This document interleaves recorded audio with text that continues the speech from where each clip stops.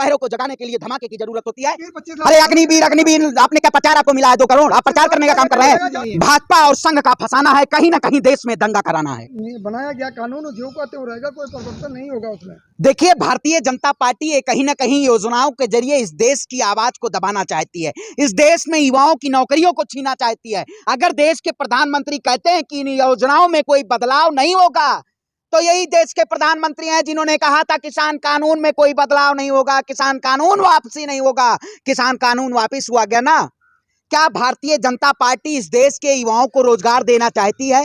कहीं ना कहीं आज रोजगार के नाम पे छलावा किया जा रहा है। मैं कहता हूं अग्निपथ, क्या इस देश में इस योजना की जरूरत थी? आप स्टेबल नौकरी अगर देश में युवाओं को नहीं दे पा रहे हैं, तो कहीं ना कहीं आप ये देश के युवा के साथ एक धोखा दे रही है, सरकार धोखा दे रही है। आप बताइए, जिस सरकार के शासनकाल में ऐसे बहुत से कानून आए, लेकिन इसी सरकार ने उन कानूनों को वापस कराने का काम किया। क्या सरकार इस देश में अगर जीएसटी लेके आई थी तो उन्होंने कहा था व्यापारी खुशहाल होंगे? क्या जीएसटी के जरिए व्यापारी खुशहाल हो पाया? यह सरकार कहती थी किसान कानून आएगा, देश का किसान खुशहाल होगा। क्या देश का किसान खुशहाल हुआ? जो दोगुनी आय की बात कहा जा रहा है कि ये विरोध वही लोग कर रहे हैं जिनको समझ नहीं है। अरे आप बताइए, समझाने वाले कौन लोग हैं? आप समझाते हैं। ये वो लोग जो मीडिया में बैठ के नेता और मंत्री जो ये कह रहे हैं, अग्निपथ के बयान को जो कह रहे हैं कि ये बयान बहुत अच्छी योजना है। मैं सबसे पहले कहूंगा कि राजनाथ सिंह जी से कि आप अपने बेटे को सबसे पहले अग्निपथ योजना के जरिए देश के सेना में भेजिए, लेकिन आप अपने बच्चे को मेंबर ऑफ लेजिस्लेटिव असेंबली भेजेंगे? क्या आज नेता और मंत्री जो हैं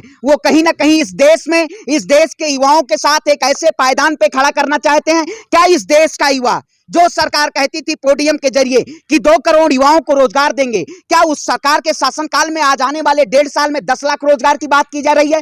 आप बताइए, आने वाले 1.5 साल में लोकसभा का चुनाव है, ये सरकार कहीं ना कहीं चुनाव में कि आज जो बेरोजगारी का आलम है, ये देश के युवाओं के लिए आने वाले समय में बेरोजगारी ना दर बढ़े, इसलिए केवल एक ऐसे प्रोपोगेंडा वाली खबर लाई गई है, प्रोपोगेंडा वाला योजना लाया गया है। आप बताइए, यही सरकार कहती थी नो रैंक 1 रैंक 1 पेंशन की बात करती थी। इसी सरकार के शासनकाल में आज जवानों को नो रैंक नो पेंशन के जरिए, अग्निपथ के जरिए भर्ती की बात की जा रही है। आखिर आप इस देश में आजादी का अमृत महोत्सव, आजादी का अमृत महोत्सव अगर चल रहा था, तो क्या आजादी के अमृत महोत्सव में आपने क्या देश के लिए, आजादी के लिए काम किया था? इन्होंने आजादी के लिए ना काम किया, ना देश के लिए काम किया, केवल कॉर्पोरेट के लिए काम किया। ये अडानी और अंबानी के कॉर्पोरेट तंत्र की जो सरकार है, ये कहीं ना कहीं अब जवानों को भी ठेकेदारी पे पहुंचाना चाहते हैं। देखिए, आप बताइए, देश का विनाश करने का काम नहीं, आपने देश का विकास देखा होगा? भारतीय जनता पार्टी ने कौन सा देश का विकास किया? आखिर आप बताइए, ये सरकार देश के किसानों को 2000 रुपए के लाके खड़ा कर दी, वही सरकार आज देश के जवानों को सड़क पे उतारने का काम किया। इसके जिम्मेदार कौन है? आप बताइए, देश का युवा आज भटक रहा है। आखिर जब अनएजुकेटेड लोग सत्ता में बैठेंगे तो कहीं ना कहीं शिक्षा सड़क पे भागने का काम करेगी। आज सड़क पे युवा क्यों उतर रहा है? आखिर अगर बेहतर योजना होती तो कहीं ना कहीं सरकार के लिए आज ये सबसे बड़ा दिन होता, लेकिन ये सरकार काले दिन के दिवस में मनाया जाएगा, क्योंकि ये सरकार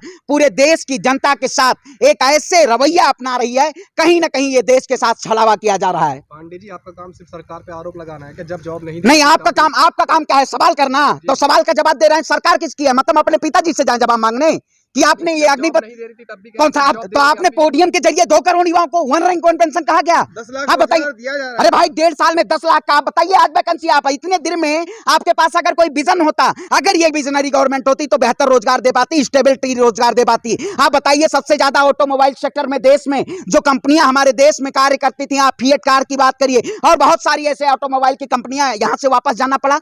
प्रत्येक वर्ष 60 लाख से ज्यादा पदों की वैकेंसी खाली है और आप नौकरी 10 लाख देंगे। आखिर क्या दिखाना चाहते हैं ये देश की?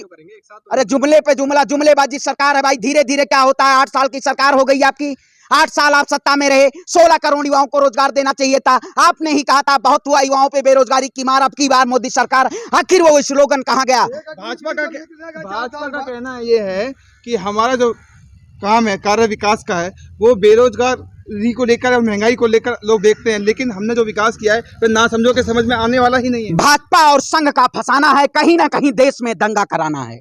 ये कहीं ना कहीं दंगा के जरिए इस देश की सत्ता पे काबिज होना चाहती है। मैं कहता हूं, अगर सरकार ये वाकई में इस देश के युवाओं के लिए है तो युवाओं के लिए एक स्टेबल नौकरी देना भाई। आप बताइए 17.5 साल का युवा 22 साल में रिटायर हो जाएगा, और देश में जो मेंबर ऑफ लेजिस्लेटिव असेंबली है, जो नेता हैं, जो मेंबर ऑफ पार्लियामेंट है, उनका कार्यकाल 5 साल होगा, उनकी पेंशन होगी, लेकिन देश में नौजवानों की पेंशन नहीं होगी।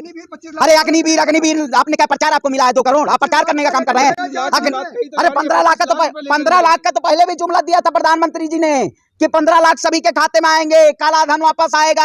आज स्विस बैंक में जाते देखिए, सबसे ज्यादा जो भारत के जो कॉर्पोरेट तंत्र के लोग हैं, उसका सबसे ज्यादा पैसा 2 गुना हो रहा है, और देश की जनता को कंगाल किया जा रहा है। आखिर जो कहते थे 2 गुनी आय की बात करते थे, आखिर यही लाल बहादुर शास्त्री जी का नारा था, जय जवान जय किसान का। लेकिन इसी सरकार को किसानों ने हराया, अब जवान भी हराएगा, क्योंकि युवाओं को अगर आप सड़क पे लाने का काम करेंगे तो कहीं ना कहीं अब युवा आपको चुनौती देने का काम करेगा। युवाओं को जेल की सलाखों से डराया जा रहा है, हमारी आवाज को दबाया जा रहा है कि आप प्रदर्शन मत करिए, शांतिपूर्ण तरीके से आवाज मत उठाइए। क्या इस देश में डिक्टेटरशिप और तानाशाही से सरकार कर रही है? अगर आप तानाशाही करेंगे तो हम आजाद भगत सिंह के वंशज हैं। कहा था कि बहरों को जगाने के लिए धमाके की जरूरत होता है। आज धमाका ये देश का युवा करेगा। ये सरकार को, जिस तरह से ये सरकार कहीं ना कहीं नफरत के नाम पे इस देश में सत्ता में आई है, इसको उसी तरह वापस भेजने का काम किया जाए।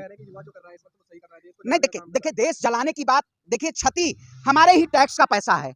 अगर वो क्षति होगी, चाहे ट्रेन की हो चाहे जो हो, ये हमारी संपत्ति है। मैं देश के युवाओं से एक गुजारिश करूंगा कि भारत युवाओं का देश है, इसे हमें संवारना है और इसे बचाना है। हमें किसी हिंसा की जरूरत नहीं है। हिंसात्मक आंदोलन हमेशा अपने हक को कमजोर करता है। अगर आप हिंसा करेंगे तो कहीं ना कहीं सरकार कमजोर करने का काम करेगी। हमें कमजोर नहीं होता है, हमें मजबूती से लड़ना है। ये सरकार हमें दंगा करवा के सत्य को परेशान करना चाहती है, लेकिन सत्य परेशान नहीं हो सकता है और ना ही पराजित हो सकता है। ये सरकार जो तानाशाही से पराजित किया जाएगा। सबसे पहले मोदी जी कह रहे थे कि किसान खालिस्तानी पाकिस्तानी, ये बिल बहुत बढ़िया है, लेकिन देश के प्रधानमंत्री ने कहा तपस्या में कमी रह गई।